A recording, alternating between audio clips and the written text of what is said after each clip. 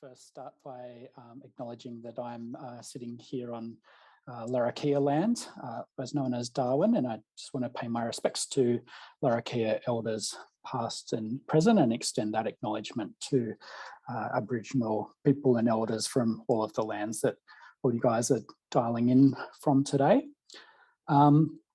So Chris asked if I could give a talk about my experiences, I guess, working outside of research settings, and in particular working both with governments and also with WHO.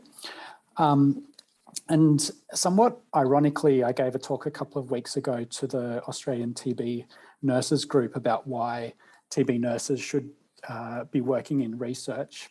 And today's talk is actually going to be why researchers should be working outside of research. So let's just move on. So for this talk, I just will give a bit of an overview about my career path and how I've sort of moved in and out of research related roles. But I really hate talking about myself. And I acknowledge that there's others on the call today who also have a lot of experience working in a diverse range of settings. So I really hope that we can just keep this very informal and others can share their experiences about working outside of the research world as well. And I guess just to note too that while I share my experiences and opinions of working with various organisations, I certainly don't speak on behalf of any of them. And these views are my own and don't reflect those of the organisations, which I will refer to. So first, just a bit of like background information on sort of how I got into where I am now. So originally, I'm a nurse by trade, but I guess very early on switched from clinical practice across into public health. And I worked in various sort of communicable disease control roles before going on and completing my Master of Public Health. And then I did the New South Wales Public Health Officer Training Program, which is a 3-year sort of on-the-job training in public health. And at the time, that program was paired with the Doctor of Applied Public Health program at the University of New South Wales. So I also completed my Doctor of Public Health, which was focused around sort of infectious disease epidemiology.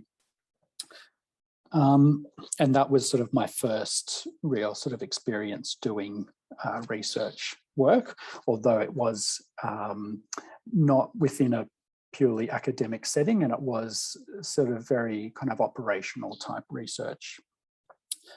In terms of where I currently am now, so I'm a research fellow at the Menzies School of Health Research based up in Darwin. And I do currently do a little bit of clinical nursing work as well in the TB clinic here in Darwin as well. From time to time, I still do some consultancy work for WHO, but not at the moment. Just moving on, this next slide just to gives a little bit of a map of my career journey and where it's taken me. So it started in Sydney, which is where I'm from, where I did my public health training and sort of worked in several sort of epidemiologist type roles, and then kind of by chance fell into a TB position and sort of went on to become the New South Wales TB program manager, and that really sort of sparked my passion for working in TB. But I also became really sort of interested in global health. I think working as an infectious disease epidemiologist in a setting that had a very low burden of infectious diseases really sort of, I guess, prompted me to look outside of Australia. And I applied for tons of international health jobs, and it took a long time and a lot of rejections before I finally got sort of a little foot in the door, which was to be offered a very small, very short-term little consultancy through DFAT, doing some TB work in PNG. But that was kind of the stepping stone that allowed me then to sort of move into international health work. And from there, I eventually successfully got a job within the Stop Transmission of Polio program, which is a global program run by WHO in partnership with the US CDC. And I was deployed to Sierra Leone, where I worked on strengthening their sort of communicable disease surveillance and immunisation programs, particularly around polio and measles. And this was sort of around the time of the Ebola outbreak in West Africa. So from there, I finished up in Sierra Leone and was lucky to be offered a position again with WHO, this time in the Philippines, where I got a job as an epidemiologist, a technical officer in their health emergencies program. And this was sort of working on various health emergency and outbreak surveillance and response type work for the Western Pacific region. And from there, I ended up back in Australia in the role that I currently am now at Menzies. And I did a postdoc there, working back in TB and in a program of research that covers work both in Northern Australia, but also in our research sites in Malaysia, Timor-Leste and Indonesia.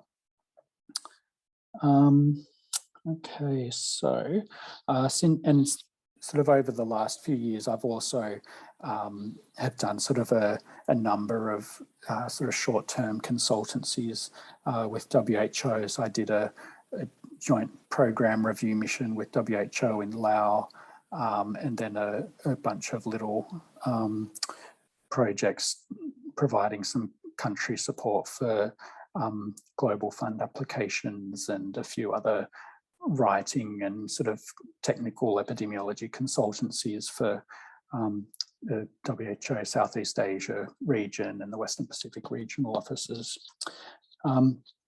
So that's kind of a bit of an overview, but next I just want to talk a bit more kind of generally about why you might want to consider roles outside of research and how you might go about doing that. So first of all, just to talk about working in sort of the government and public sector, and in terms of the type of roles that might be relevant or of interest to people coming from a research background. Obviously, there's things like clinical practice and laboratory work within the hospitals and frontline health services. But within departments of health, there's a range of public health related jobs such as in disease surveillance, epidemiology, as well as program management and policy related roles. In terms of getting into government positions, it's pretty straightforward. They tend to use very standard traditional recruitment platforms such as the Department of Health and government websites and standard kind of job pages like Seek and those kinds of things. It's all fairly straightforward. In terms of why researchers might want to consider getting into a government-related job, you know, some of the key points, but these are certainly not exhaustive, is that I think getting this experience, it gives you sort of a good overview of the other side, you know, in terms of policy development. So as researchers, we're very much focused on generating evidence, but in government, the focus is more on synthesizing that evidence and translating it into policy and practice. And I think, you know, this gives us as researchers a good and sort of broader perspective of this process. And it also offers new perspectives in the context in which our research findings might have influence.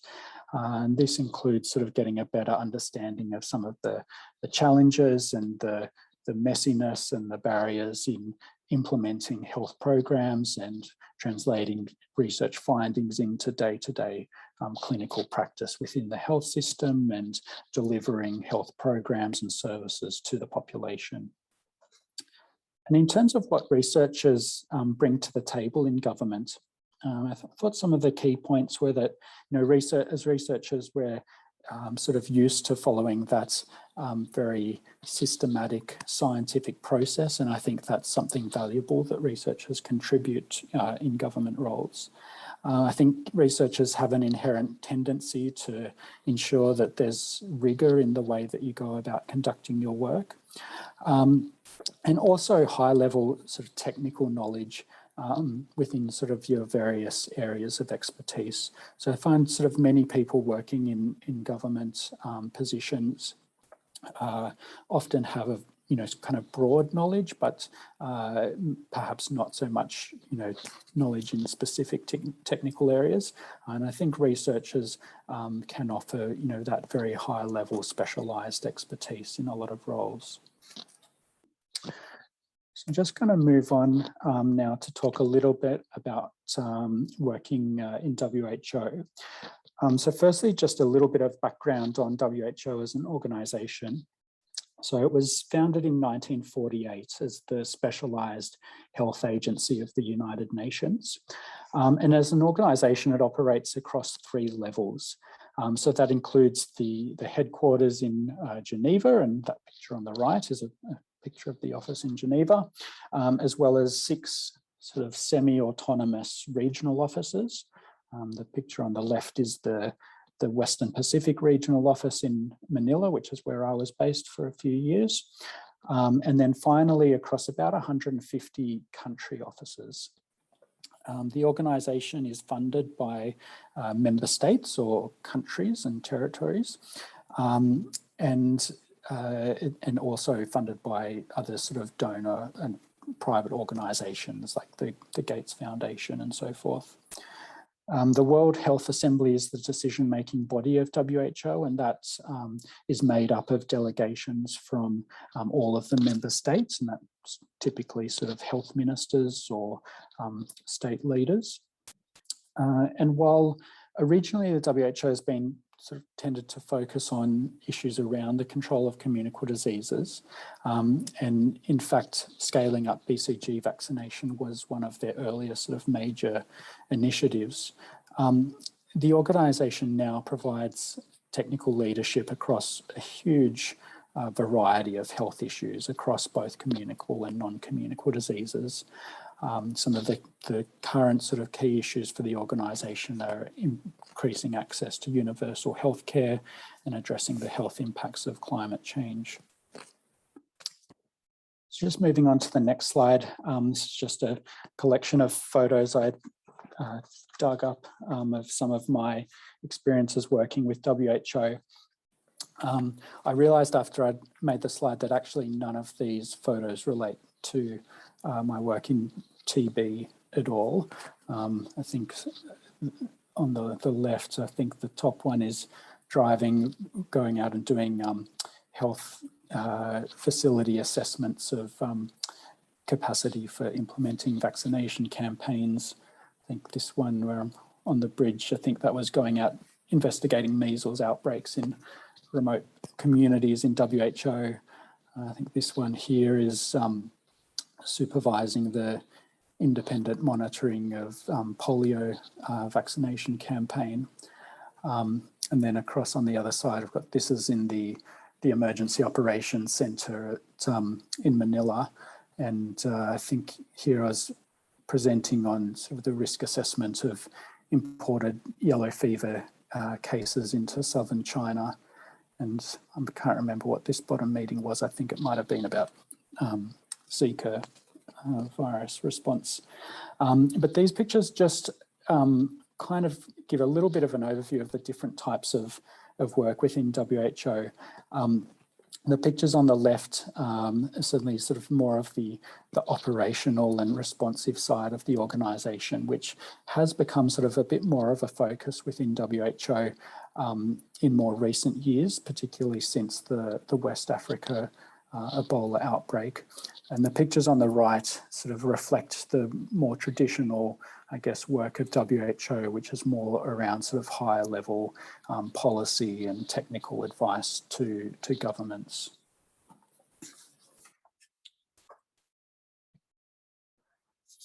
And just in terms of sort of, I guess, getting into working with WHO, you know, there's various roles. Most of them will either be called a technical officer or a medical officer within the organisation, but within the job descriptions, they'll specify particular sort of areas of work and specialty. In terms of the contract types, there's sort of three main ones. So there's what's called an APW, or agreed performance of work. This tends to be sort of work that's divvied out through a tender process quite often, and it's usually taken on either by an individual or by a group or team of people who put in a bid to perform an agreed sort of defined project. An STC, or short-term consultancy, is sort of a very common contract type, and that tends to be for sort of short-term roles, usually sort of 3 to 6 months. Again, tending to work on sort of defined discrete projects, and then there's staff positions, which usually are a little bit longer, 12 to 24 months, and usually a little bit harder to get into if you're coming from outside the organisation. In terms of getting into WHO, if it's something that's of interest, it's not easy to get into the organisation, and I do probably emphasise the role of trying to expand and utilise personal and professional networks. Unfortunately, the recruitment process is not as transparent, perhaps, as we're kind of used to here working in Australia, particularly in government roles. So knowing sort of people within the organisation certainly does help.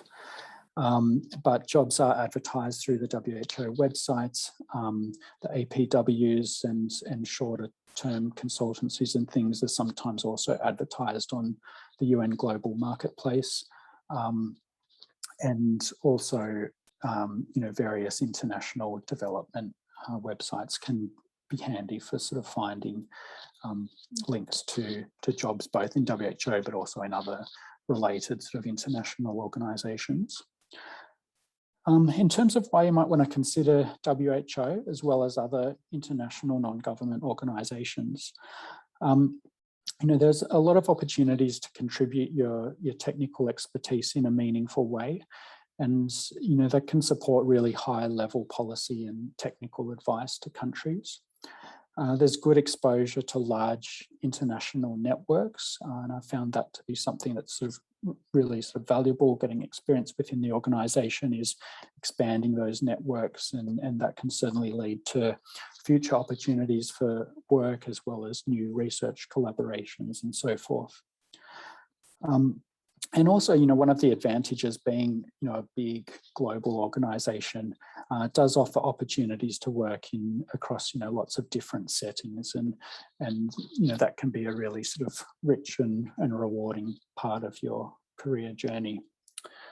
In terms of what researchers can bring to WHO, I think they're probably similar to what I mentioned for government roles, but I think, you know, one of the really valuable things that researchers can offer is that ability to interpret and synthesize technical information. Within WHO, there's often a need to provide sort of rapid technical advice to countries. And I think this is something that probably researchers tend to be quite good at, is bringing together available research findings and interpreting and communicating those. You know, I think as researchers, we're used to, you know, writing ethics applications and understanding the ethical implications of our work. And I think that's something that's very important within an organisation like WHO that deals with supporting you know, the delivery of health programs and services to, you know, different vulnerable communities, and has a real need to ensure, you know, those ethical principles of equity and social justice are you know, at the centre of all of that work. And, you know, one of the other things I think as researchers and coming from, you know, a country like Australia, is, you know, we tend to have, you know, very strong English language skills and scientific writing skills. And that's something that's, you know, really valuable within the organisation. It does unfortunately mean that you'll probably also be the one tasked with being the rapporteur and minute taker for every single meeting, but it is something that's a handy skill to have. Just moving on, in terms of how my experiences have helped sort of shape my research career. So I mentioned briefly at the start my current role. So I'm a researcher at Menzies, and our program of work here is around you know, using implementation research and basic health system strengthening to improve TB control, both in Northern Australia and our regional neighbours to the north. And I think, you know, some of the key things that I've, you know, got out of my experience with WHO and with working in various sort of government agencies, you know, developing my skills in diplomacy, getting a good first-hand understanding of the practical issues around data collection systems and the challenges of collecting good data in the field. It's given me a good overview of health system structures and governance, both in Australia and also in sort of a range of other countries. It's given me a good appreciation of working in resource-limited settings, and how you sort of adapt your work and projects to function in those kind of settings. And it's also given me a good kind of understanding and perspective about how research is used and the processes around developing policy and translating it into practice. So just in terms of the key messages, I think roles outside of research, both in government and non-government organisations such as WHO, offer different but complementary and sometimes overlapping skills and experiences. And I think diversifying your skills and experience can benefit both you as a researcher, but also those organisations that you might choose to work with. So that's the end of my presentation. I'll just stop sharing my screen, but happy to take any questions, and also I'd be really keen to hear from other people about their experiences. Can I start? Chris, that was Sure. really interesting, and you just had such a varied, interesting career so far. Yeah. Kind of really, really boring, I have to say. So in terms of if you've got students who are interested who don't have an epidemiological background, but, you know, would like to do as you suggest and sort of expand their research skills and things like that, are there any options or opportunities you could see for them, or things that we should be doing to kind of help get them that experience and get them that foot in the door? Yeah, it's a good question. I think you know, one thing I didn't mention, but WHO and the other sort of UN agencies do offer an internship program, and I think for students that's a really good sort of entry-level way to get into the organisation. It also helps to have some exposure to some kind of international work. So if you have projects sort of working outside of Australia, or giving your students just some kind of exposure to that kind of work can be really helpful to them. Yeah. Cool. That might be something we should think about putting on our website, Chris, if there are some internships that we could encourage our students and others to look at. That would be, I think, really good for them. Yeah, I'll make a note and see if there's anything. Yep, that would be cool. Thanks. Yep, thanks, Chris. That's cool.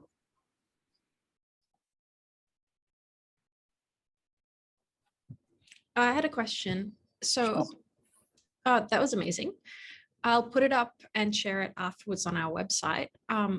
You were comparing public sector and WHO consultancy to like a pretty like academia institution-based research, but it sounds like they have similar drawbacks with having to travel, and it sounds like it's a very competitive thing. So would you say that it has the same lack of stability that people are often lamenting from academia? Do you mean, sorry, Chris, in terms of like job security or?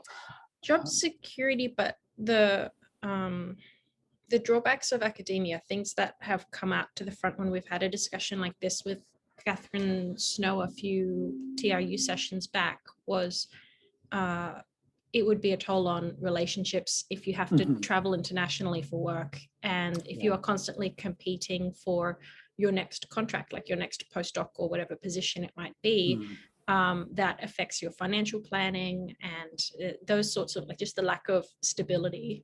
And public sector was put forward as a more stable, low risk alternative, but you're suggesting that WHO consultancy would kind of be more in towards the academia end of that spectrum.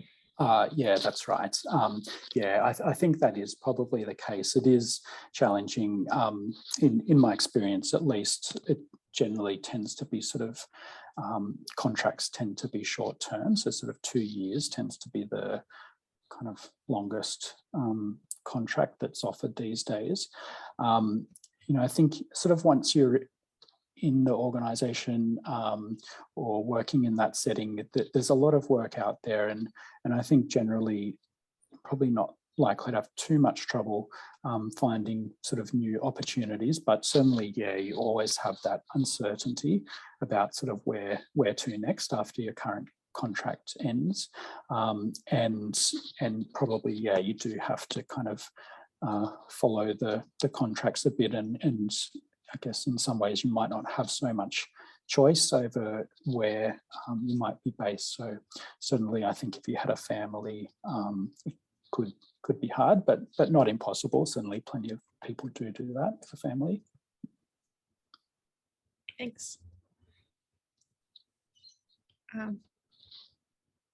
Is there anybody in the audience who has a particular question, or maybe if there is an area of Chris's experience you'd like him to elaborate on? Yeah, hi Chris, it's Steve. Thanks for the excellent presentation.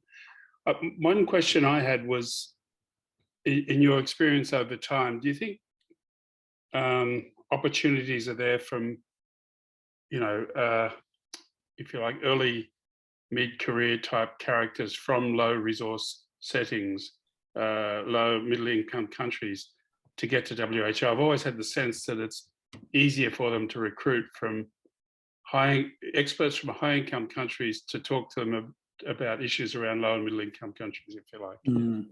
Yeah, it's a really good point, Steve, and I think it is challenging for people coming from low and middle income countries.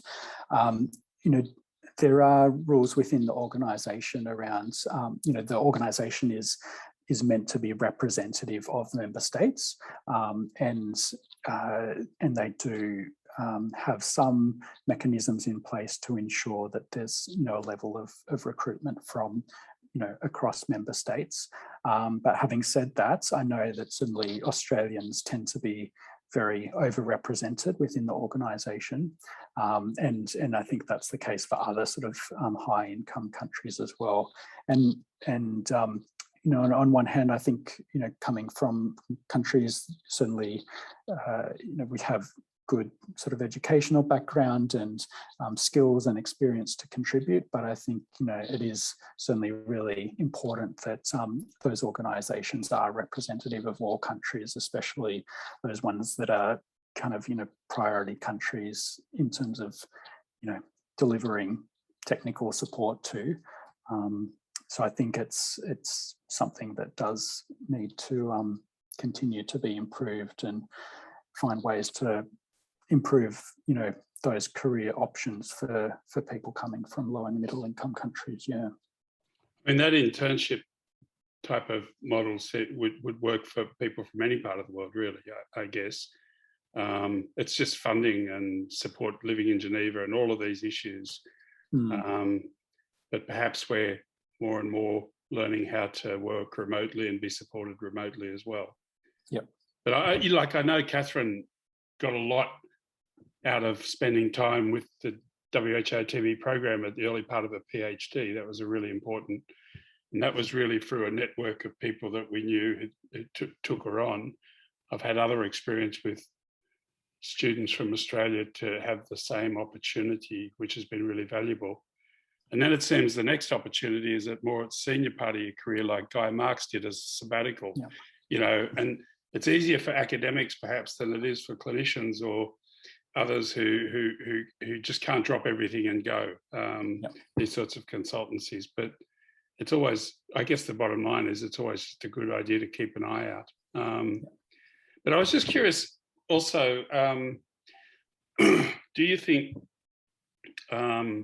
it's the same with any organisation, but how do you think that it goes in Geneva in terms of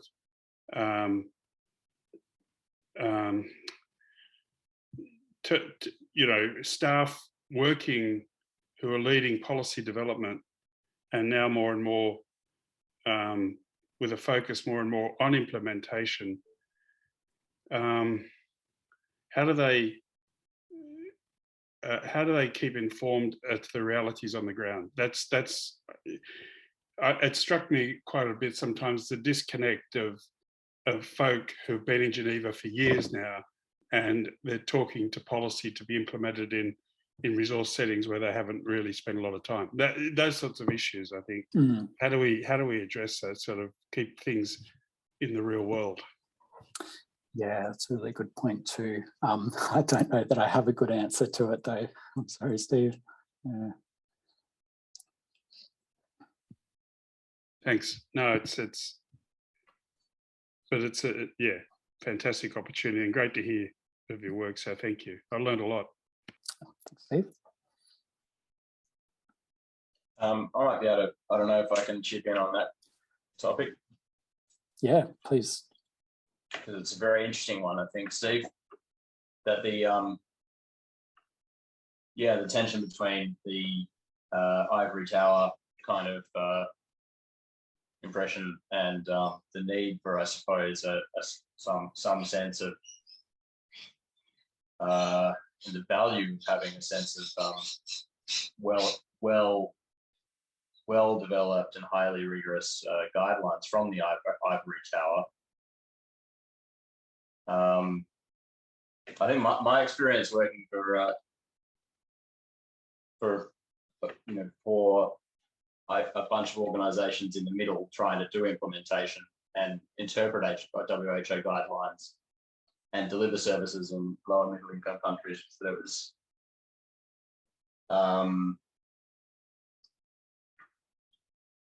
really, quite helpful, I think, to try and engage with WHO, like any attempt by the WHO processes to gather that sort of information, to gather programmatic and experiential information. And there are some. I mean, many of the WHO processes, I think, necessarily are exclusive. You know, the guideline development process, for example, I mean, you know, do need to be quite rigorous, of course, and that's extremely valuable. But I thought that maybe I should turn my camera on at this point. Sorry. But I did think that I did observe, at least from the, you know, working with the Afro office, for example, or with WHO in Geneva, that there were attempts to try and gather non-traditional sorts of forms of input into guideline, be it from survivors and community groups, be it from case studies from programs. It was new to WHO as well. You know, it's changing that momentum and trying to get people to pick up any types of effort coming from a very momentous organisation, and try and get stuff in there. And it seemed to me it worked. We had we had, for example, one example that was very positive, at least for me, for the last few years, was working. It was a WHO TB-HIV working group or something like that, or community practice or something, which was run by Geneva, but has now been handed over to a group of chairs from community organisations and research organisations and programs. And that started as a small group and was just about presenting case studies and examples back to WHO. And I think was quite helpful in terms of trying to kind of inform the next level of stuff that at least the TB program is going for outside of guidelines, like the implementation handbooks, and now the training. Now they're developing a parallel sort of training program. So I think just picking up any of those examples and trying to use the sorts of things like Chris's experiences of delivering programs and working across research and delivery that you presented so well there, Chris, that like picking up any opportunities and trying to get that back in is one way at least. So often they go one thing, I think. Not sure if that helps at all. Yeah, no, thanks, Jeremy. That was helpful.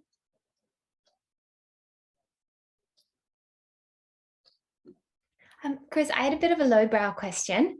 So it looks like you kind of doggedly pursued international work after having quite a lot of stable experience in Australia. And I'm wondering what motivated that and what kind of characteristics, personality traits and motivations sustained you to work at, and that you saw was successful in others working internationally for such a long period of time.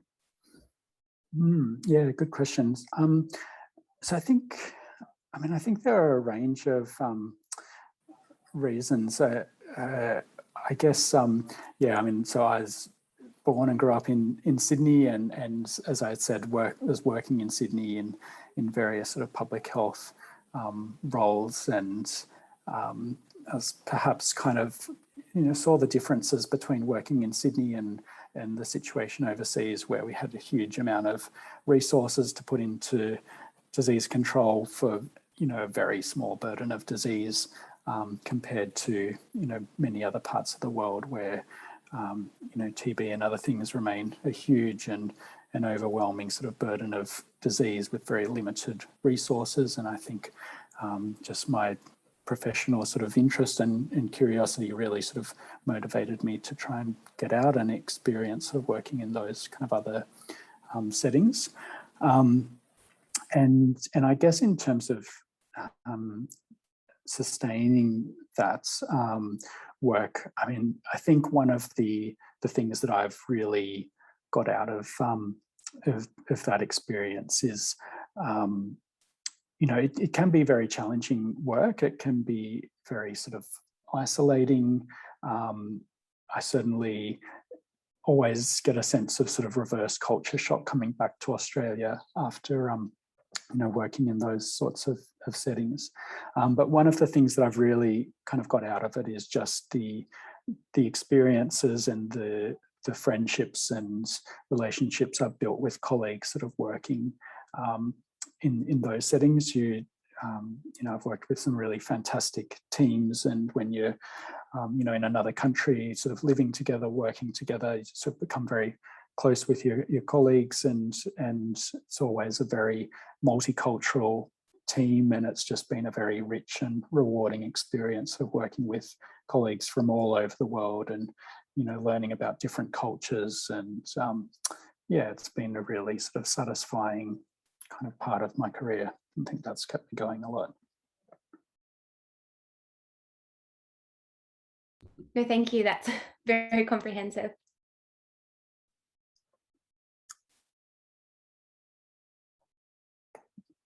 I would like to share something with you. Sure.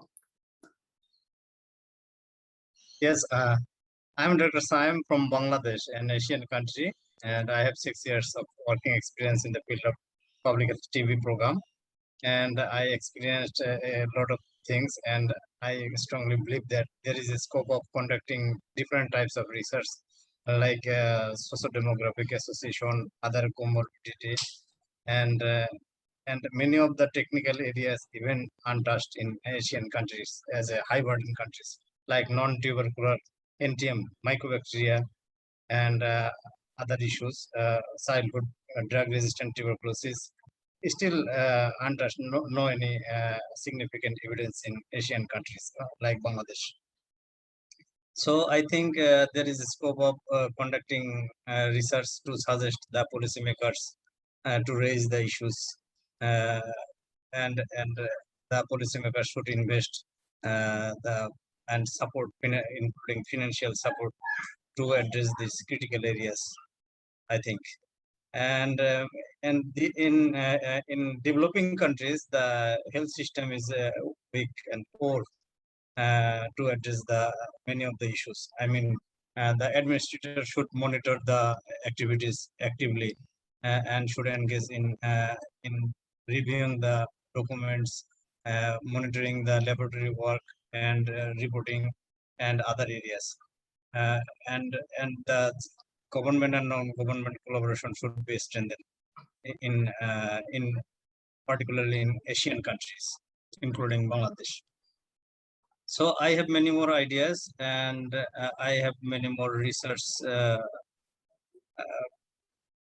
plan. If I have any opportunity to conduct any research, I would appreciate my ability and experience with you. Thank you. Great. Thank you very much. Yes, I agree. There's certainly a lot of need and a lot of work that could be done. Thank you.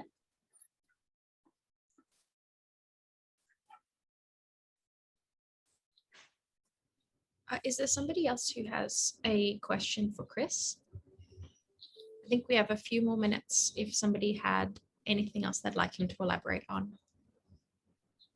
I would like to ask a question again, if I can, unless someone else has one.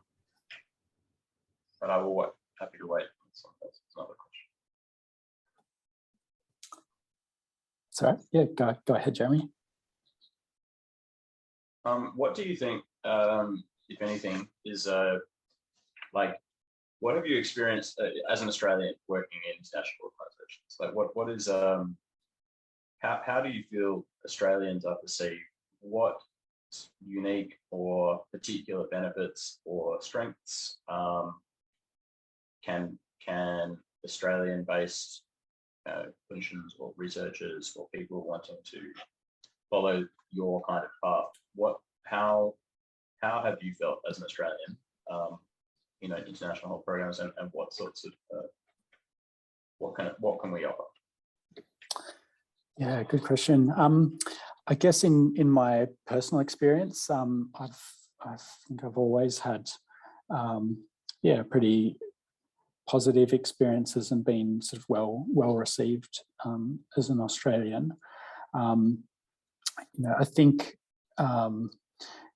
one thing though, I guess coming from a country like Australia and going to work overseas, I think, we do need to be very mindful of our sort of background and position, and, be careful sort of not to go in with an attitude of sort of,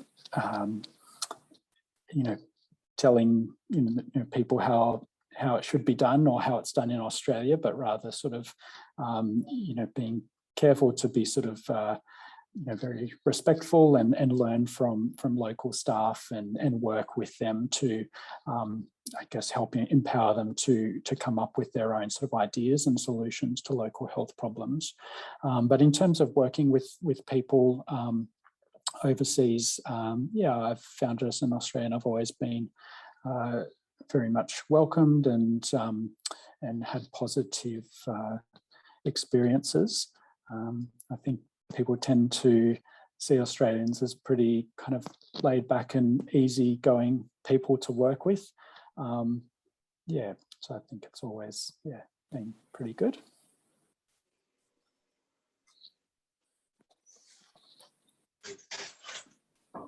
Thanks.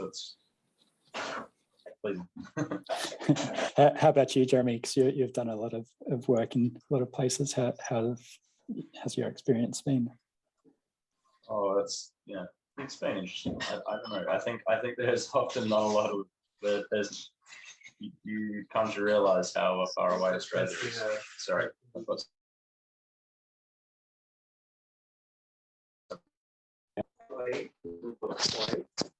Apologies. Yeah.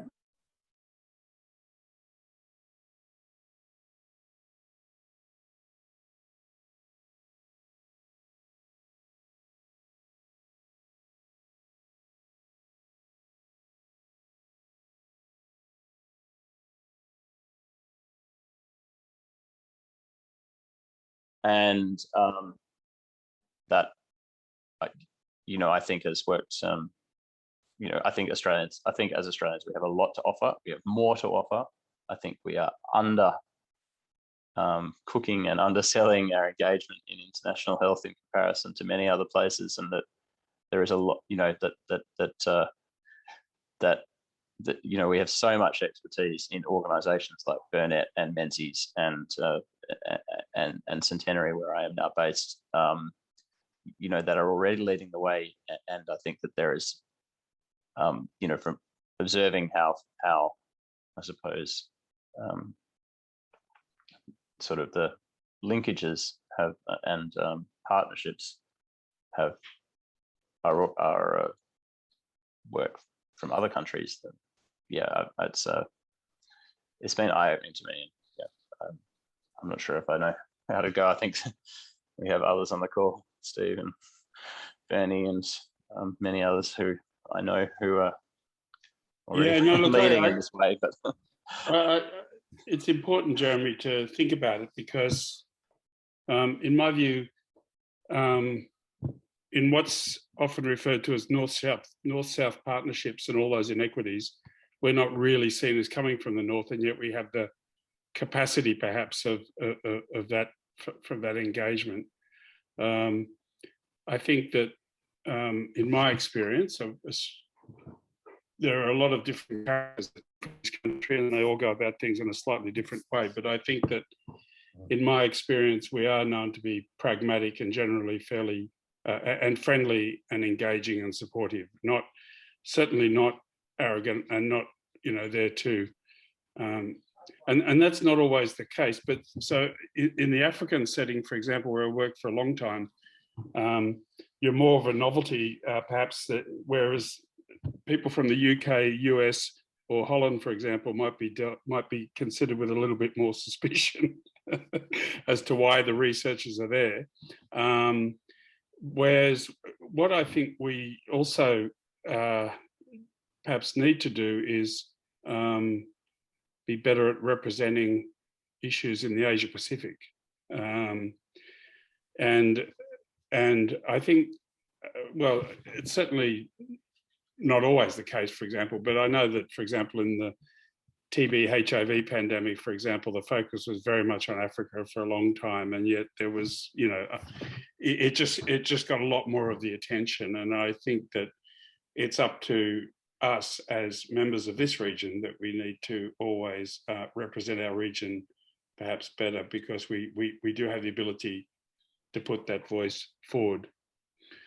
So yeah, it's always complex. I don't know what Chris feels, but I think once you get closer to home, I do recognise, working in Papua New Guinea and Indonesia, that there is history in relationships between the two countries, and some of that is fraught, some of that has been challenging, and that's been happening over quite a few years. So, I'm not. I sometimes perhaps find that a little bit more challenging than other settings, as you say, when you're a long way away. Closer to home, it can be a little bit more challenging. That's my sense.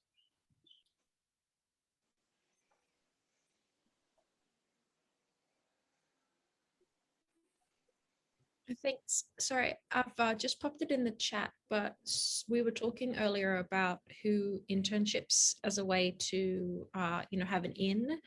The internship program is for anybody who has 3 years and who speaks the language in one of the participating areas. However, they've suspended that program because of COVID. They expect at least until the end of next year. So if that changes, or when it does, I'll post updates for it. But it's a really great idea. Whoever brought it up, we're going to need to think of something else.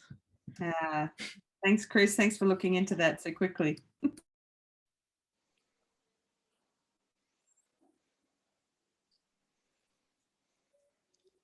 Great. We're 5:05. Was there anybody else who had questions? No? It's Kathy here. I'm just wondering, Chris, what the feedback loops are like for lessons learned over there. Obviously, the research generates information, but we're not perfect in Australia. How do we feed back what is learned over there?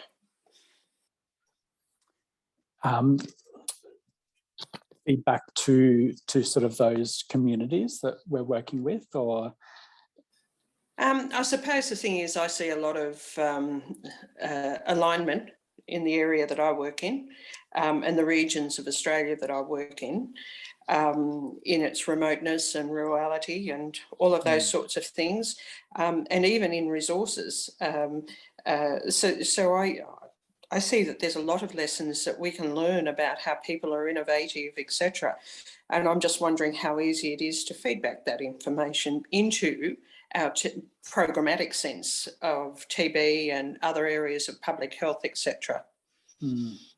Yeah, no, it's a really good point, actually, because I think there are a lot of lessons learned that can be applied both here in Australia and people in Australia who are also working sort of in various other settings as well. So I think perhaps that's something that is a job for groups like this and the TB-CRE and ACNED and other groups. I think it's one of the really important things with our sort of New South Wales TB conferences and the TB-CRE investigator meetings and so forth, is providing those forums to share ideas and give that feedback on lessons learned working in other settings. But probably something we can always do better, though.